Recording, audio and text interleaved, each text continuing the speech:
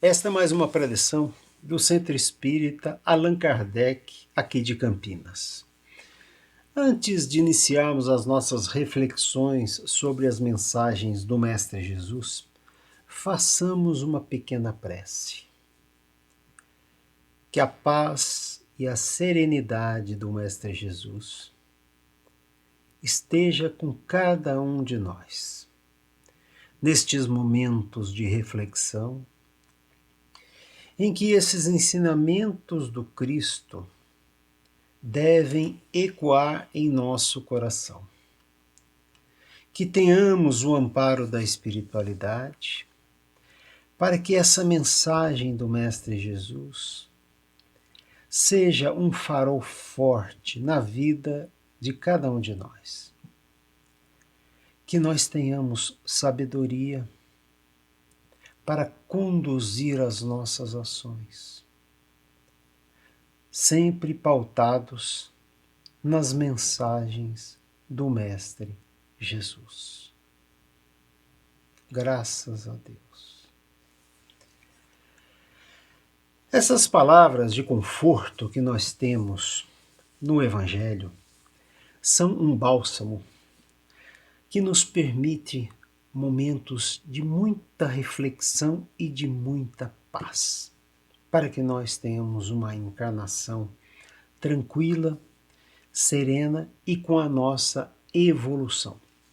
Nessa semana, nós vamos analisar o capítulo 17 do Evangelho segundo o Espiritismo. Uma tarefa não muito simples. O título deste capítulo é Sede Perfeitos. Vamos analisar e tentar entender o significado, segundo nós, da doutrina espírita, do Evangelho segundo o Espiritismo, até que ponto podemos chegar nesta perfeição, nesta encarnação. O Evangelho do Mestre, com estas explicações, nos colocam em condições de entender qual é a nossa capacidade nesta encarnação para que nós tenhamos o melhor proveito possível. Como perfeição, nós temos o modelo máximo, que é Jesus. E essa perfeição de Jesus, nós teremos aí ainda mais encarnações para chegarmos. Mas estamos no caminho.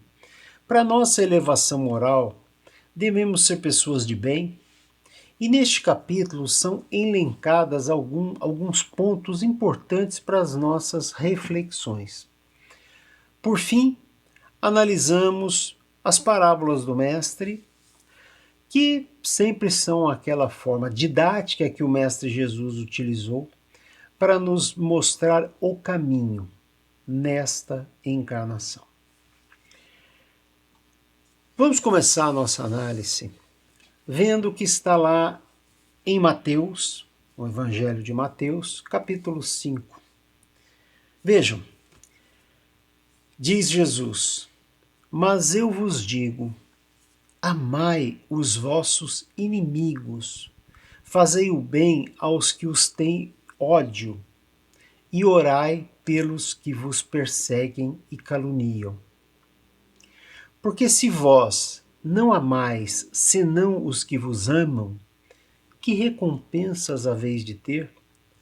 Não fazem também os publicanos desta forma?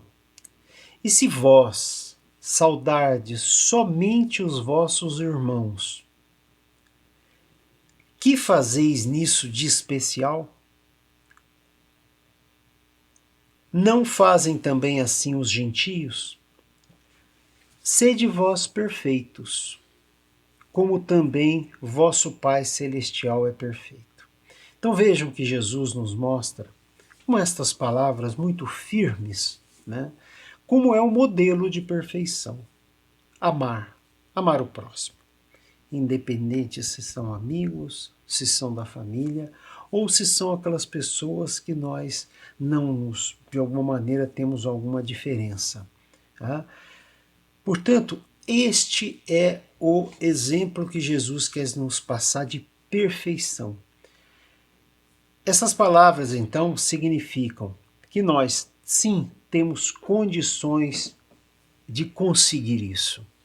Porque quando Jesus diz assim, amai os vossos inimigos, ele de fato está fazendo com que nós tenhamos o máximo da perfeição no que nós podemos enquanto estamos aqui.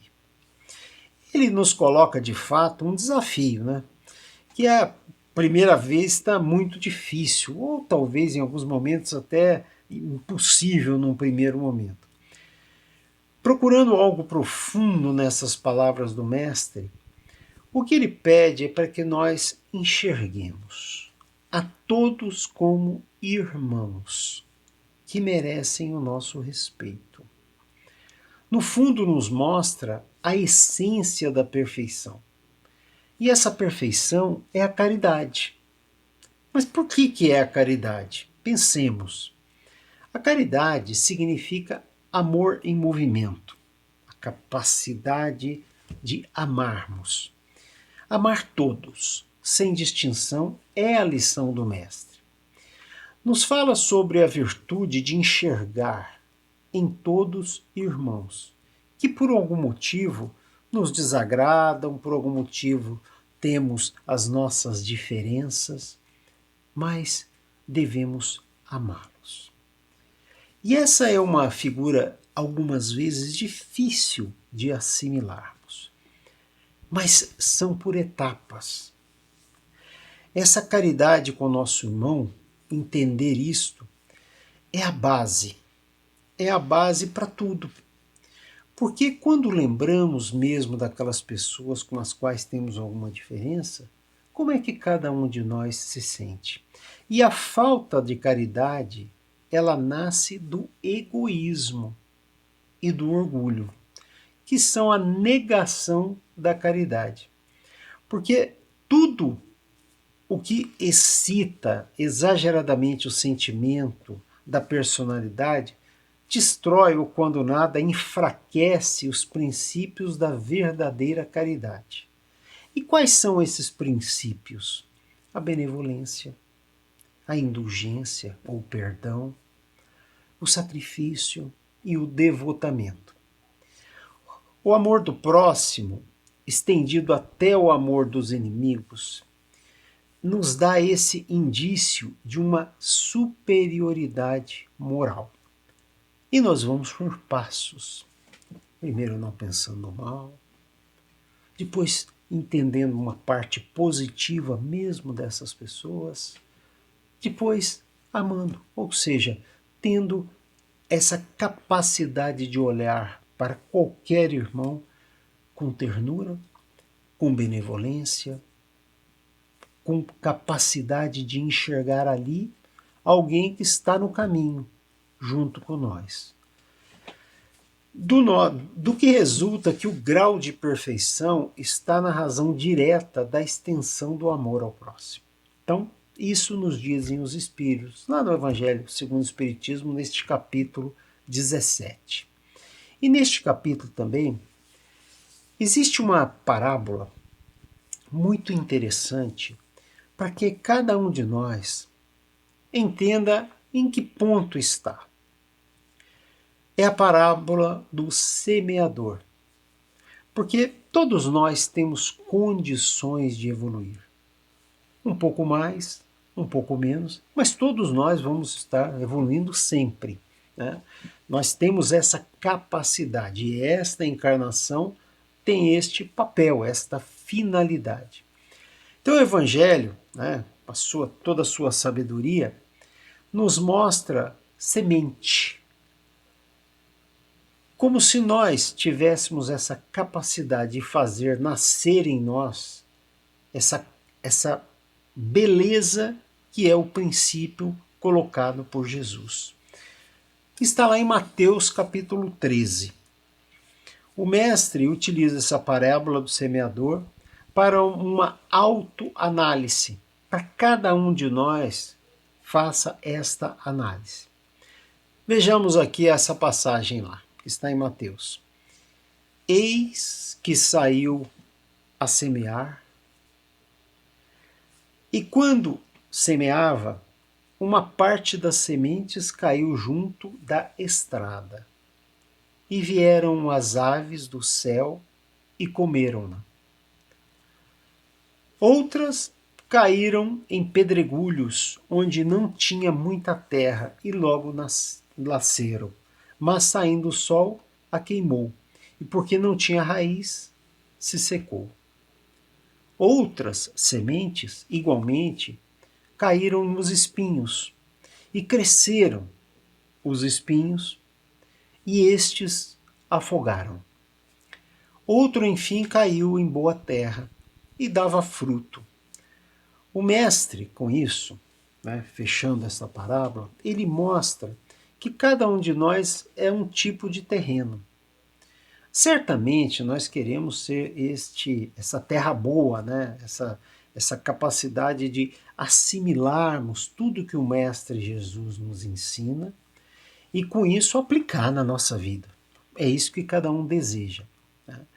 Agora, o Mestre, depois dessa passagem, ele explica cada um desses terrenos em que caem a semente. No caso, a semente são as passagens do Evangelho. Como é que cada um de nós está assimilando essas passagens?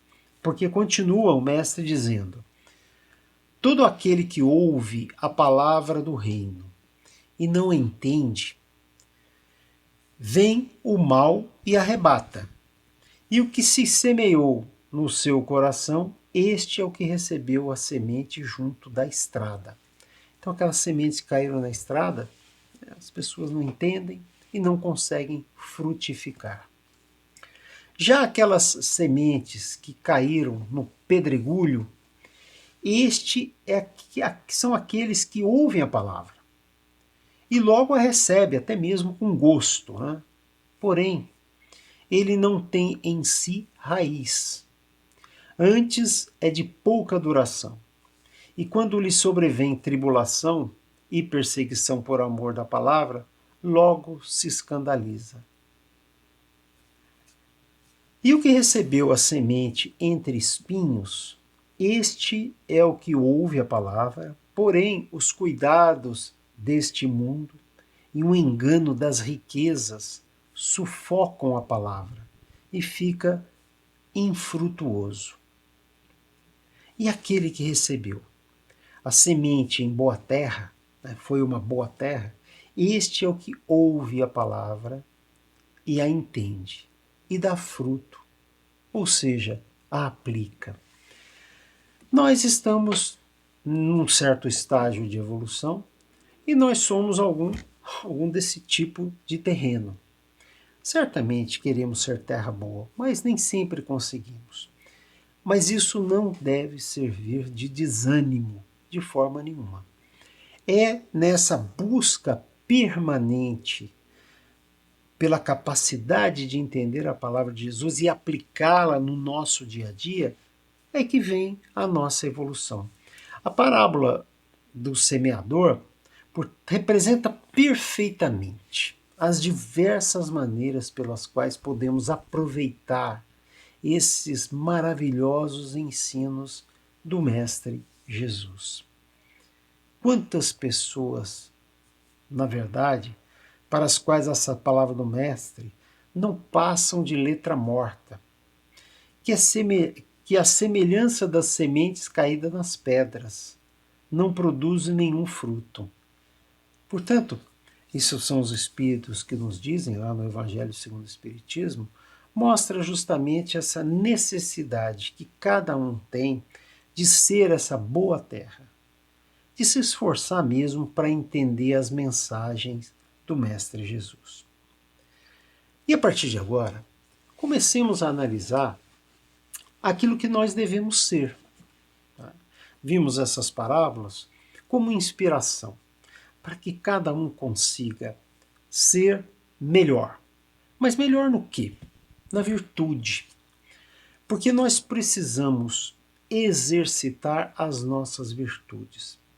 Analisando o livro Estude e viva do Espírito Emmanuel, psicografado por Chico Xavier, ele nos mostra lá as virtudes, que podem ser somente aparentes, mas elas também podem ser fortes, né? Podem ser realmente verdadeiras em cada um de nós e não ilusões, né? Que podem ser levadas pelas ventanias, como diz lá no livro. Existem virtudes reais, que são metais preciosos do nosso espírito, que não se corrompem ante as lufadas das tentações humanas, sustentando a vida eterna. Então, palavras bonitas para que nos digam, que nos dizem direto ao coração, né? Que nós não nos percamos nas ilusões da vida. Todos nós já temos virtudes, nós já progredimos, né? Somos pessoas que já aprendemos bastante com a nossa vida, mas ainda precisamos aprender mais. E quais seriam essas virtudes? Né? Ser bom, humano, benevolente para com todos, trabalhador, sóbrio, sereno, ter a capacidade de se enternecer perante o próximo, ter fé em Deus, na sua bondade, justiça e sabedoria, temos esperança. E isso tudo são virtudes que nós podemos trabalhar em nós. Porque nós podemos, até mesmo com a nossa presença junto dos nossos irmãos, espalhar coisas boas. E sendo com isso distribuidores da mensagem de Jesus. De fato, essa capacidade de assimilação e aplicação é uma virtude, porque nos compenetramos, procuramos entender a palavra do Mestre. Então são estas qualidades do homem virtuoso, aquelas virtudes que precisamos desenvolver. Infelizmente, essas virtudes que todos temos em essência, que precisamos exercitar, como já foi dito, são quase sempre acompanhadas também de pequenas falhas morais, que as deslustram e enfraquecem, nos dizem os espíritos. Aquele que faz alarde da sua virtude, na verdade, não é virtuoso, pois lhe falta a principal qualidade, que também é uma virtude, a modéstia. E sobra-lhe o oposto da modéstia, que é o orgulho. Interessante notar que todos os homens virtuosos, eles mesmos ignoravam que eram virtuosos, dado esse desprendimento. Porque eles se guiavam pelas intuições, pelas inspirações de bons espíritos e praticavam o bem com absoluto desinteresse e completo esquecimento de si mesmo. Uma expressão interessante, esquecimento de si mesmo, ou seja, com uma visão em relação ao próximo. Este é um ponto a ser salientado. Quando esquecemos de nós mesmos, é quando vem um impulso que vai fazer enxergar em cada um irmão, independente das nossas relações de dia a dia. Para isso, nos cabe afastar de nossos corações o sentimento de orgulho, de vaidade, do amor próprio, que macula essas belas qualidades. Vejam que são instruções dos nossos amigos espirituais, e essas são aquelas virtudes que precisamos ter, para que sejamos homens de bem. Os espíritos, lá na questão 625 de O Livro dos Espíritos, traz o nome do ser mais perfeito que já tivemos aqui, que foi Jesus. Essa é a perfeição moral que nós temos. E ele é sempre um exemplo, né? Ele sempre nos dá o caminho, o caminho para que cada um de nós consiga percorrer. Portanto, Deus nos ofereceu, né, o maior modelo possível. Vamos analisar Jesus, porque em tudo que ele nos apresenta, nos traz a certeza da justiça de Deus. Porque o verdadeiro homem de bem é aquele que entende e pratica a justiça de Deus. Ora, o que seria essa justiça de Deus? São as leis, o cumprimento das leis de Deus, as leis sempre permanentes em nossa vida, tanto as leis físicas quanto as leis morais. E Jesus nos trouxe estas leis morais, do amor e da caridade, em sua maior pureza. É aquele que interroga a sua consciência, aquele homem de bem. Ele consegue se questionar sobre os seus atos.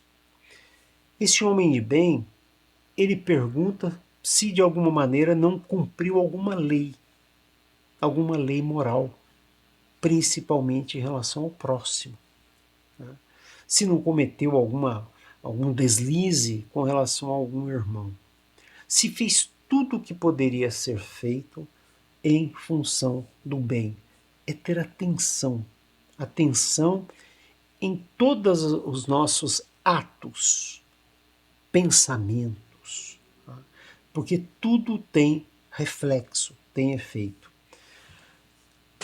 Não se deixar escapar voluntariamente aí uma ocasião de ser útil.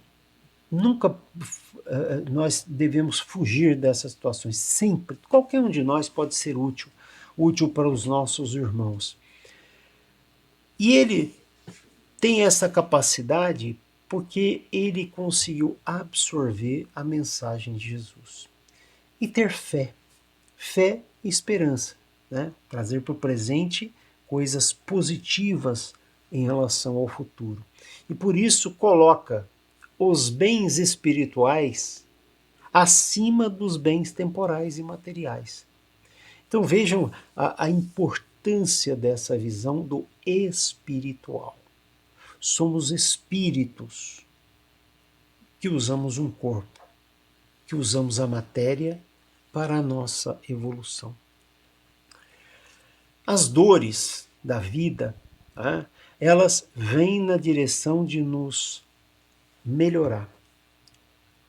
Algumas vezes as coisas não acontecem como gostaríamos, mas a justiça de Deus está sempre presente. O que nos acontece é para o nosso bem. Porque nós estamos num mundo de provas e expiações. Aqui passaremos por essas questões que envolvem questões principalmente de relação com os nossos irmãos e a aceitação das coisas difíceis pelas quais todos nós passamos. Mas nós devemos aceitar tudo isso sem murmurar, sem reclamar. Tudo faz parte da justiça de Deus. Esse homem de bem, né, ele faz o bem pelo bem, sem esperar recompensa, sem ter barganha. Faço isso para receber aquilo. Não. Eu faço isso porque eu vou me sentir melhor e eu sei que com isso eu vou estar melhorando. E tem aquela passagem, né? Paga o mal com o bem. Encontra sua satisfação nos benefícios que distribui. Esse é um homem de bem.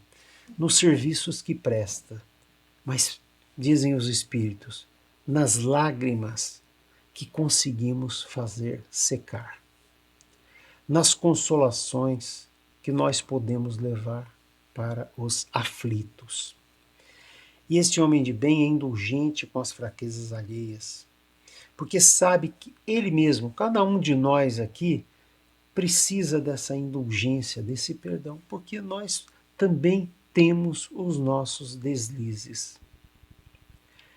Lembremos, né, até o que disse Jesus lá na parábola da mulher adúltera: aquele que está sem pecado, atire a primeira pedra.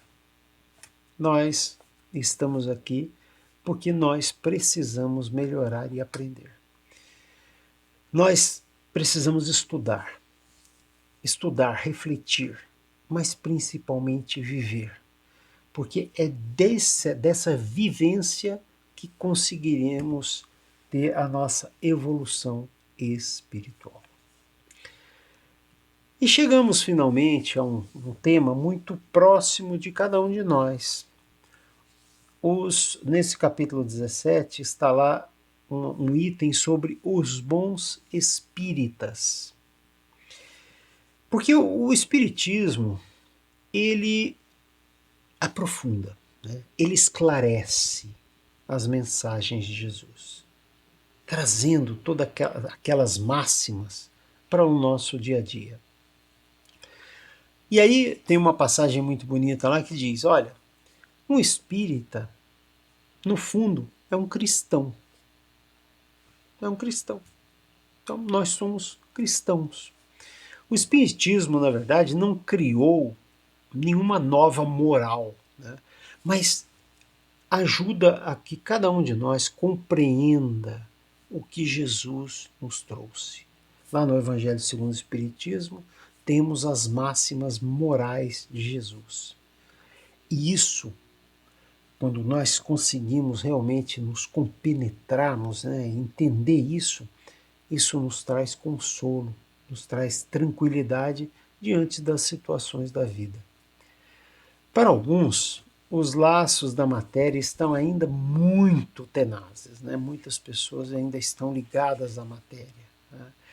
E isso nos dificulta muitas vezes esse aprendizado.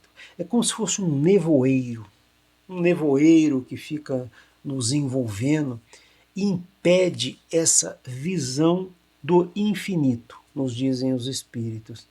E é por isso que não conseguem romper, muitos de nós, facilmente, com alguns gostos que nós temos, com alguns prazeres que não são tão úteis para cada um de nós, alguns hábitos, né?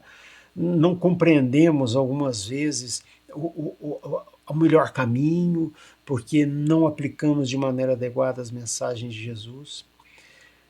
Uma outra coisa, né? A crença na existência dos espíritos, do mundo espiritual e mesmo da reencarnação, se não forem de fato compreendidos, né, não vai modificar ninguém. Então os espíritos nos chamam a atenção lá nessa parte lá do capítulo 17. Né?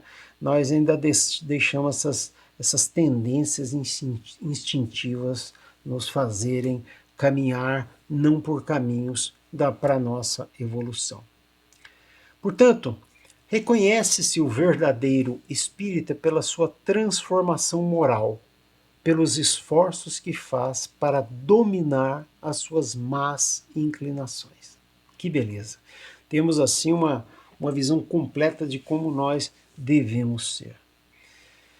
Essa é a preleção de hoje para nossas reflexões sobre a nossa conduta diante de cada situação pelas quais nós passamos, tendo essa visão clara de que o Evangelho de Jesus nos fortalece.